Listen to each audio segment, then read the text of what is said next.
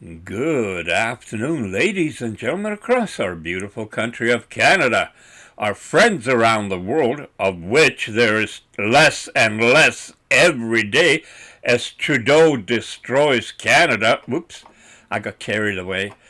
Around the world in the known and unknown universe, welcome back to your favorite angry Canadian on the 31st day of October 2023.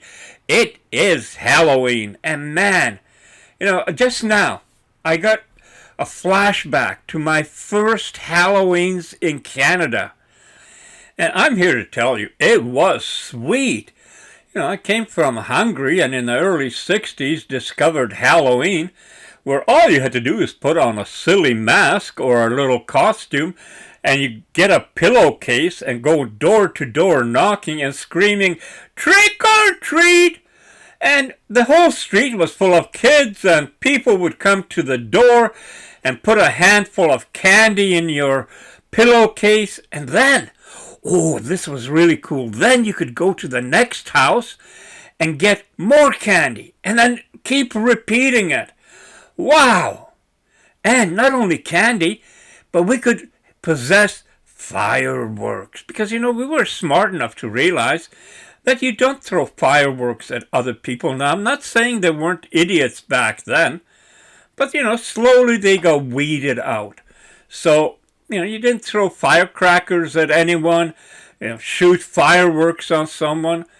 It was a great time to be a kid.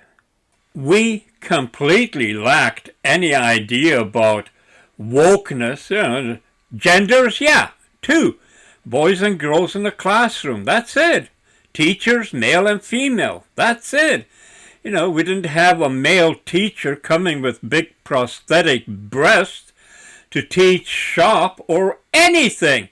It just wouldn't have happened. People would have seen that is just not right and would have been prohibited from teaching or going to, maybe even suggest mental health care.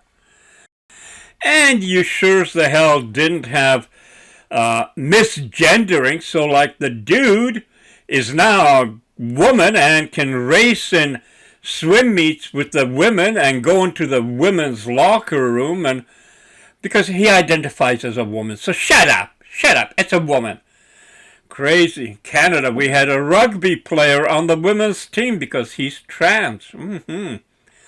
Crazy.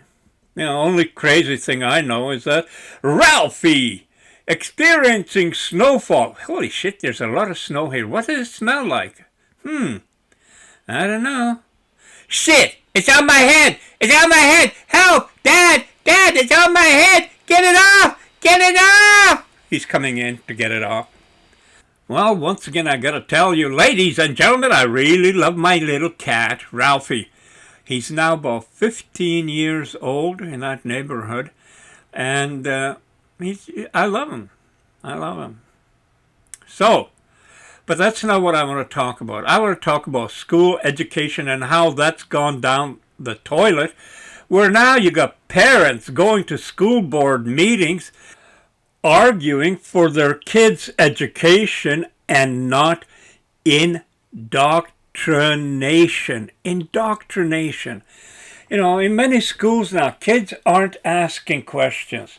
They're being told what is, and they're being denied educating themselves to learn about what is being said, not just accept it as the spoken truth from your government or from your fake, corrupt media, which all play a role in dumbing down the next population.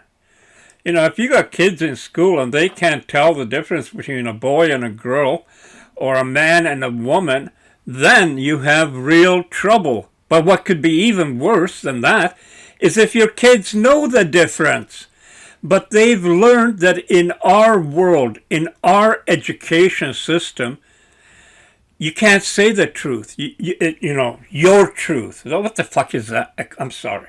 What the hell is your truth? My truth. There's men, women, female, male. That's the truth. Plain and simple. If somebody likes it, good. If somebody doesn't like it, piss off. We need guys with balls, instead of just going along with every crap that's being thrust on them. By the way, I love watching all the time lapse and seeing everything that goes on in a cloud that you don't see because it happens slowly. And there's a lesson in that, my dear friends, is that all the changes that are being brought out, little at a time, is all about getting people indoctrinated to the new system that is getting thrust upon all of us by unelected bodies.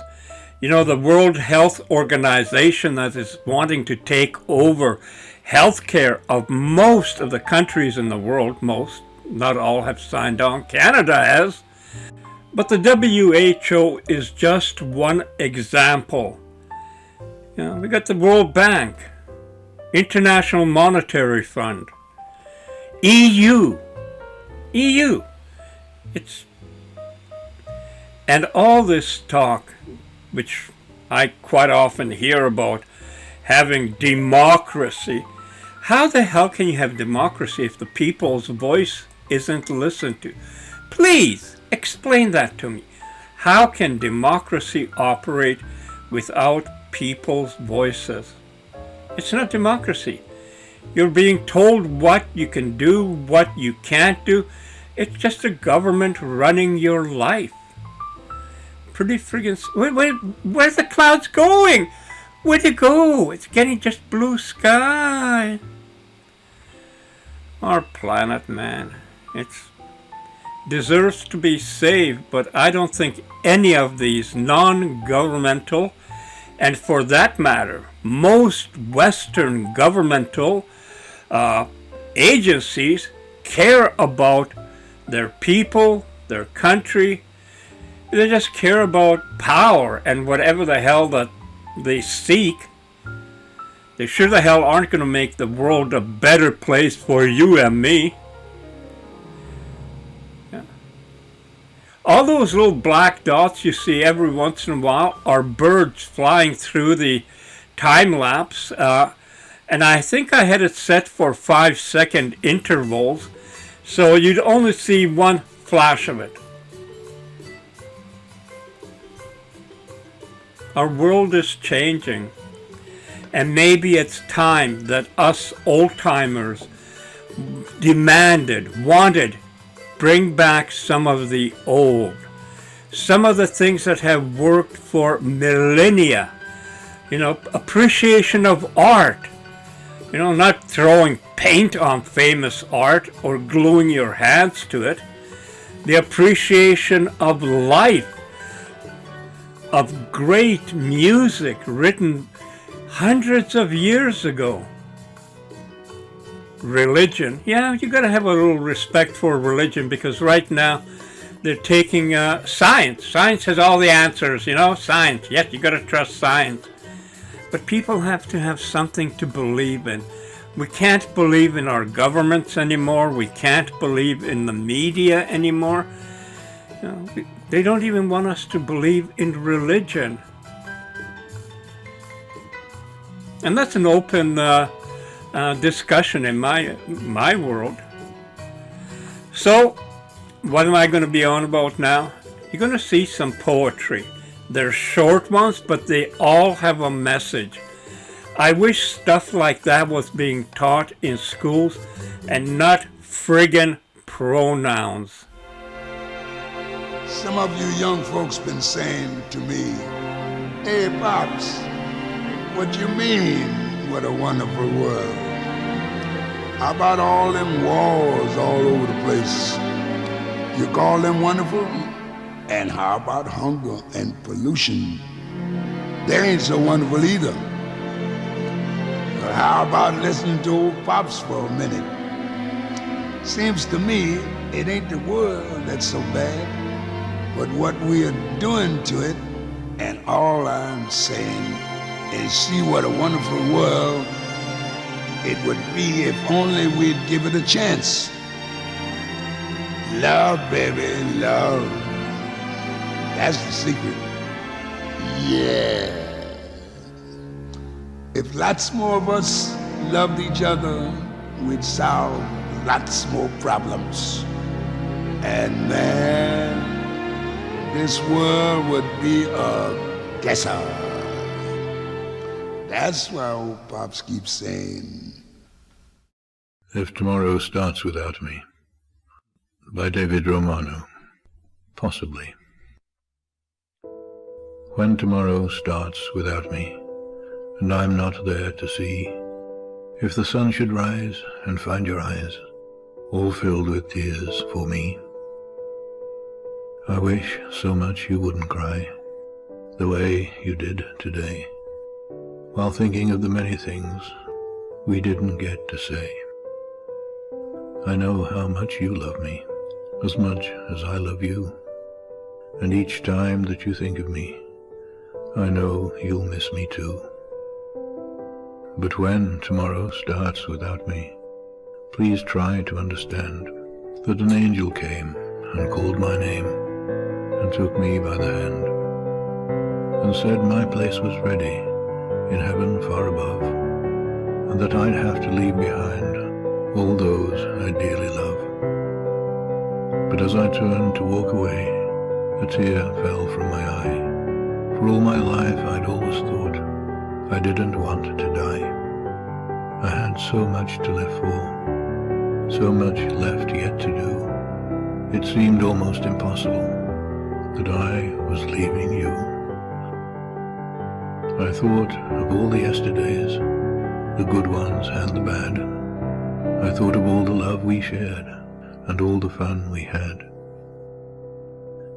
If I could relive yesterday, just even for a while, I'd say goodbye and kiss you, and maybe see you smile. But then I fully realized that this could never be, for emptiness and memories would take the place of me. And when I thought of worldly things I might miss come tomorrow, I thought of you, and when I did, my heart was filled with sorrow. But when I walked through heaven's gates, I felt so much at home. When God looked down and smiled at me from his great golden throne, he said, "This is eternity, and all I've promised you. Today your life on earth is past, but here life starts anew. I promise no tomorrow, but today will all was lost, and since each day is the same, there's no longing for the past. You have been so faithful, so trusting and so true, though there were times you did some things you knew you shouldn't do. But you have been forgiven, and now at last you're free. So won't you come and take my hand and share my life with me? So when tomorrow starts without me, don't think we're far apart, for every time you think of me, I'm right here in your heart." Is anyone happier because you passed his way? Does anyone remember that you spoke to him today? This day is almost over, and its toiling time is through. Is there anyone to utter now a kindly word of you? Did you give a cheerful greeting to the friend who came along? Or a churlish sort of howdy, and then vanished in the throng? Were you selfish, pure, and simple as you rushed along the way? Or is someone mighty grateful for a deed you did today? Can you say tonight, in parting with the day that's slipping fast, that you helped a single brother of the many that you passed? Is a single heart rejoicing over what you did or said? Does a man whose hopes are fading now with courage look ahead? Did you waste the day or lose it? Was it well or sorely spent? Did you leave a trail of kindness or a scar of discontent? As you close your eyes in slumber, do you think that God would say, "You have earned one more tomorrow by the work you did today"?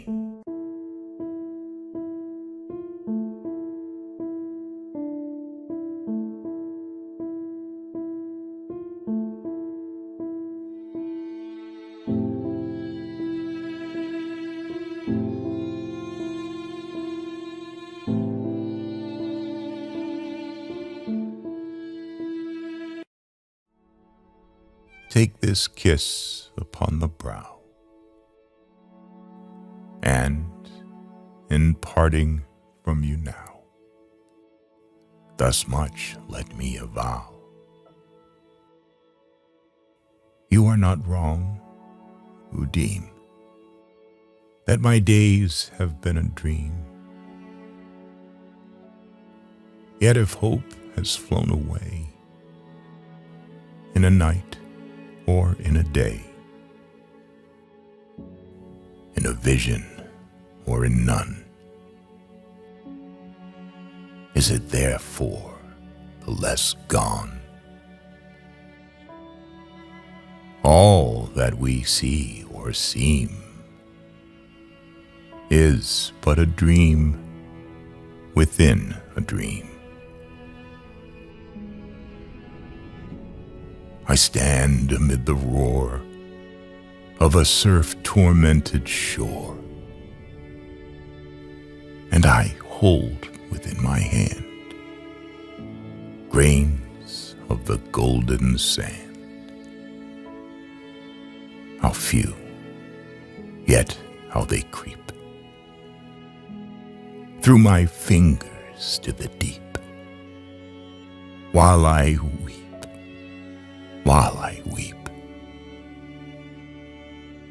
O God, can I not grasp them with a tighter clasp? O God, can I not save one from the pitiless wave? Is all that we see or seem but a dream within a dream?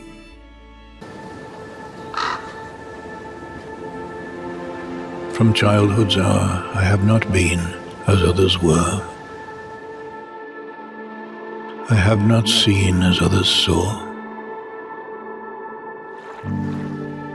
I could not bring my passions from a common spring. From the same source I have not taken my sorrow. I could not awaken my heart to joy at the same tone. And all I loved alone. Then in my childhood, in the dawn of a most stormy life, was drawn from every depth of good and ill the mystery which binds me still. From the torrent to the fountain, from the red cliff of the mountain, from the sun that round me rolled in its autumn tint of gold, from the lightning in the sky as it passed me flying by, from the thunder and the storm and the cloud that took the form, when the rest of heaven was blue, of a demon in my view.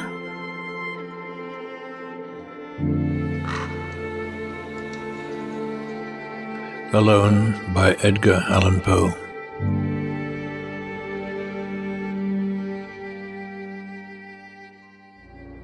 I want you to know one thing. You know how this is.